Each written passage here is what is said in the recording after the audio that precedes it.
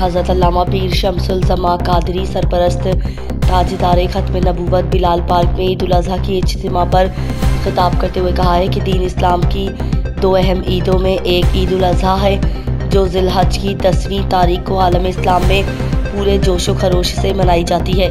उन्होंने कुरान व हदीस की रोशनी में इज़हार ख्याल करते हुए कहा कि आज का दिन सिर्फ जानवर ज़बाह करने का नहीं है, बल्कि आज का दिन अपनी ख्वाहिशात, नफ्सियात, तकब्बुर, अनानियत, खुद पसंदी को कुर्बान करने का भी दिन है। ईद उल अज़हा एक इंतहाई बामकसद और यादगार दिन है।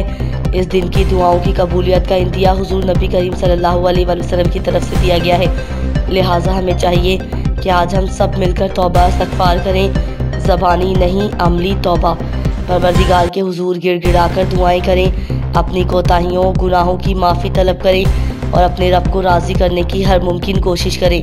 नमाज ईद के बाद मुल्क व मिल्लत की सलामती के लिए खुसूसी दुआ की गई और लोगों ने अपने प्यारों को गले मिलकर ईद की खुशियों की मुबारकबादें दी। मज़ीद खबरों और अपडेट्स के लिए देखते रहें समाज टीवी। शुक्रिया।